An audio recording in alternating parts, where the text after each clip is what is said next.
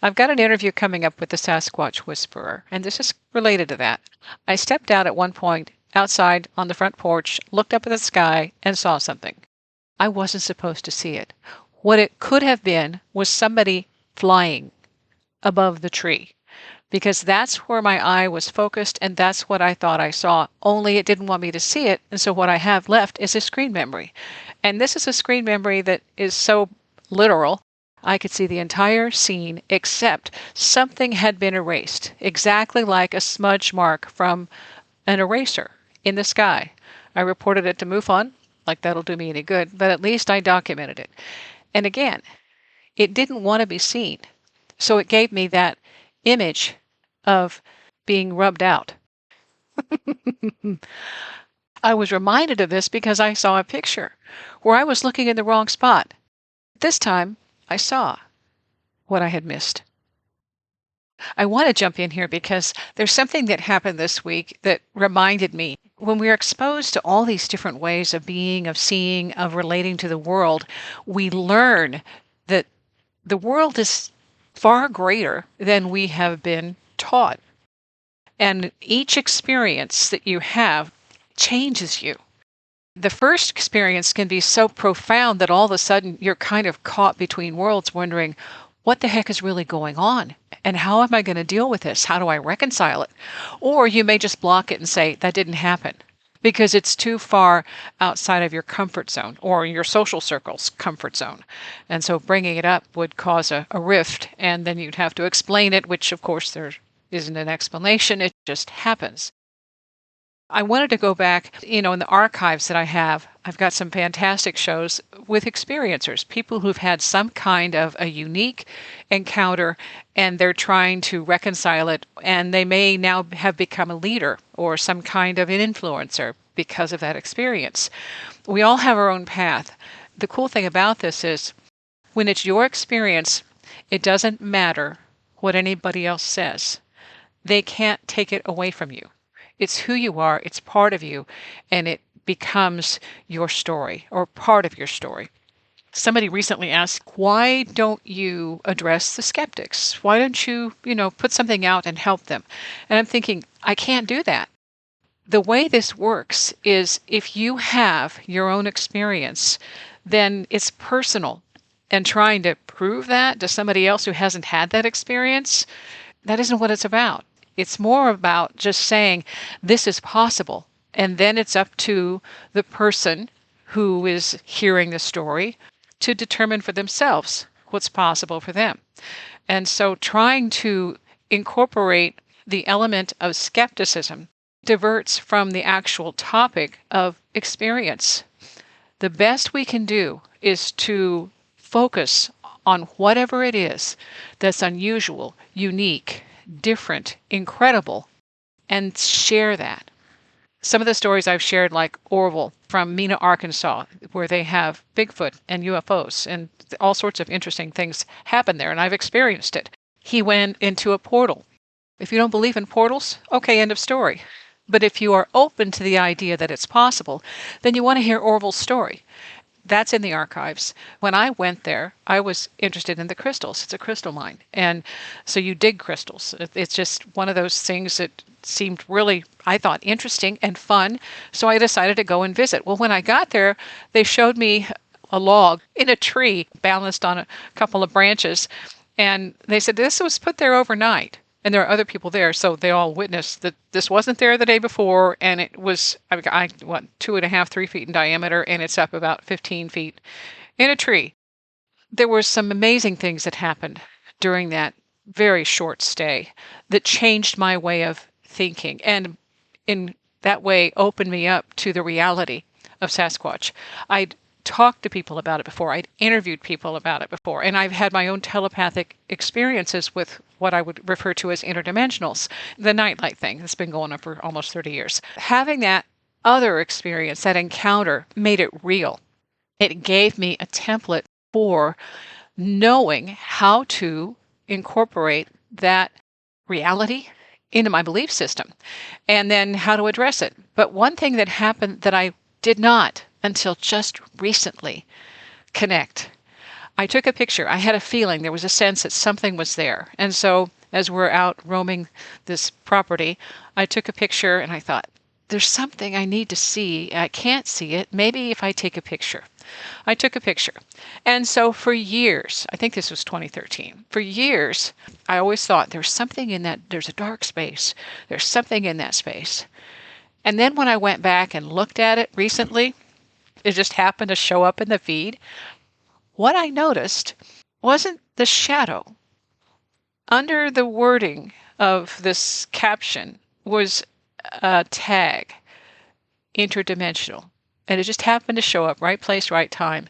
And then I see in the forefront a shape that looks like maybe leaf material. It looks very, it's harmonious. It blends with the picture, but it has a form.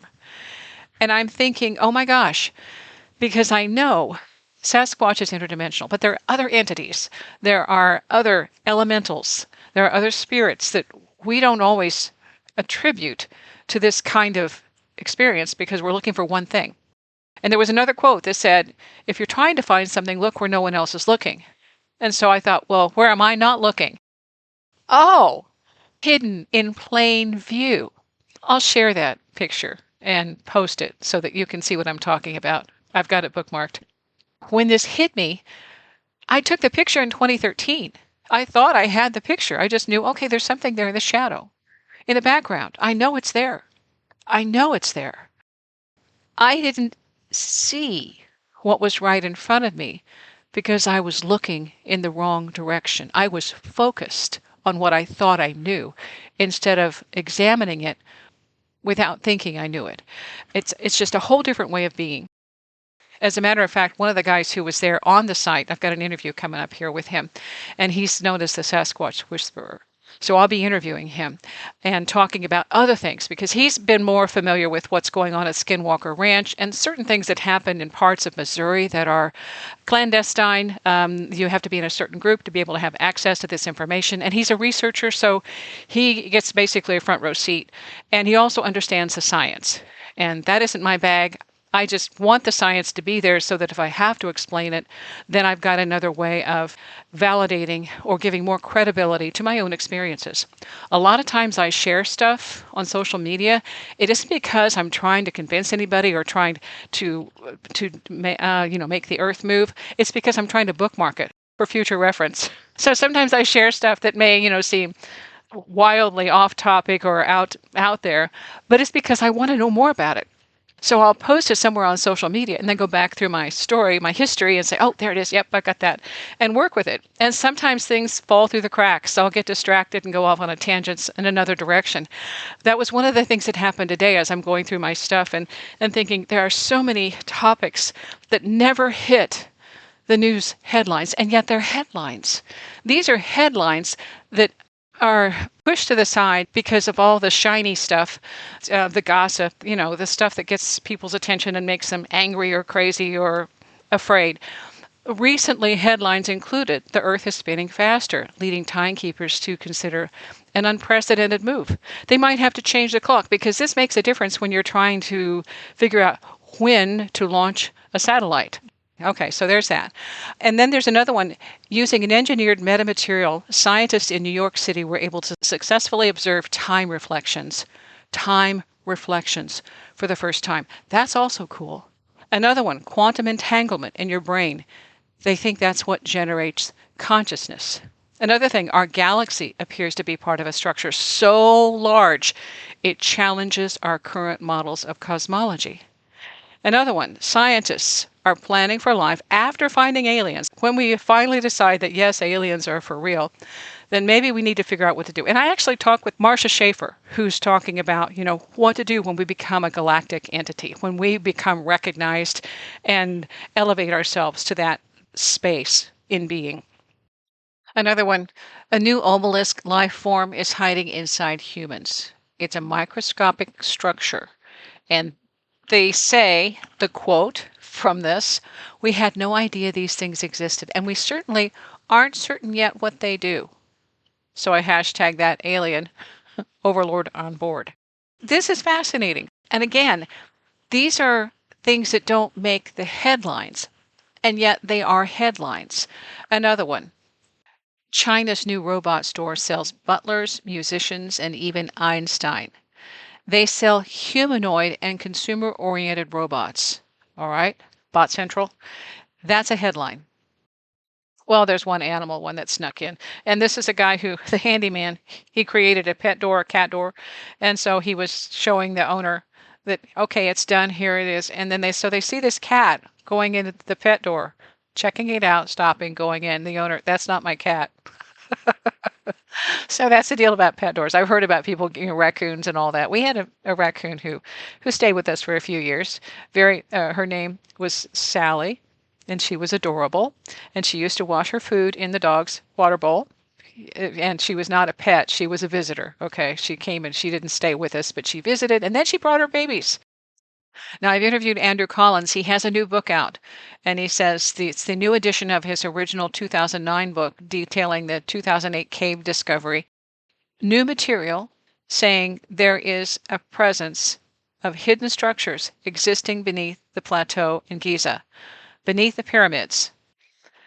He says he's got 4 new chapters, 13,500 words, 15 new illustrations, and the back of the cover blurb.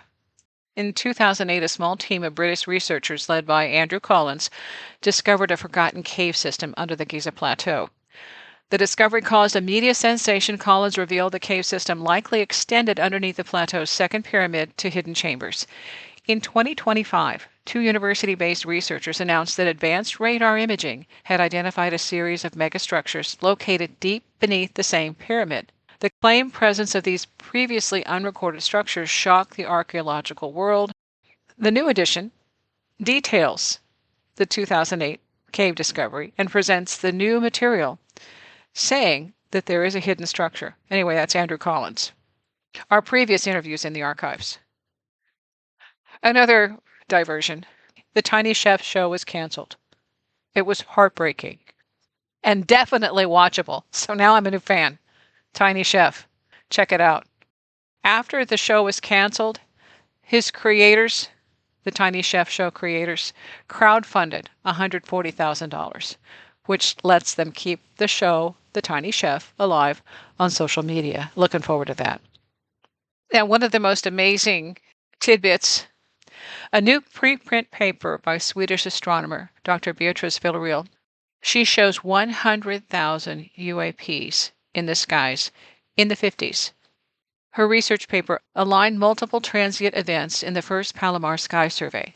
Her study detected what looks like a vast network of artificial objects in the high Earth orbit, captured between 1949 and 1958, years before the Sputnik and the dawn of human spaceflight. If confirmed, this is not a single UFO or stray satellite. It's an entire surveillance grid, or a grid. We don't know if it's surveillance. That is overlooked. So I bookmarked it. Also bookmarked The Living Language of Water. This is completely mind-boggling. Published on BookBaby. The book is beautiful. Beta Austin has demonstrated how water responds to our thinking. There are multiple illustrations. And what she says is the water doesn't design anything on demand or by command.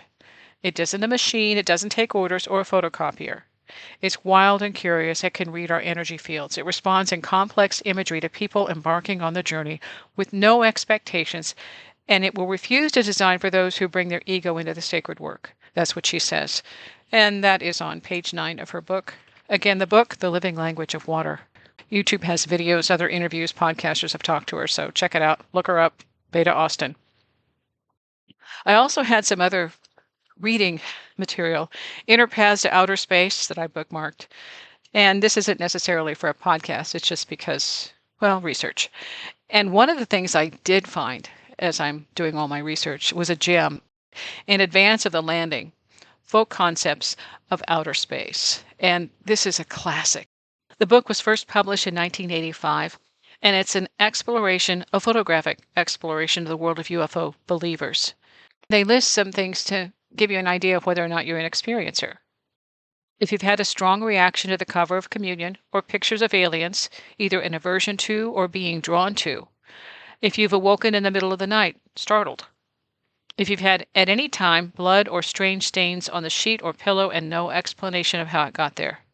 If you've seen beams of light outside your home or come into your window, your room, these are clues that you may have had some kind of contact or something else happening in your life. Like I said, with that Sasquatch Interdimensional, I did not see it because it blended so perfectly.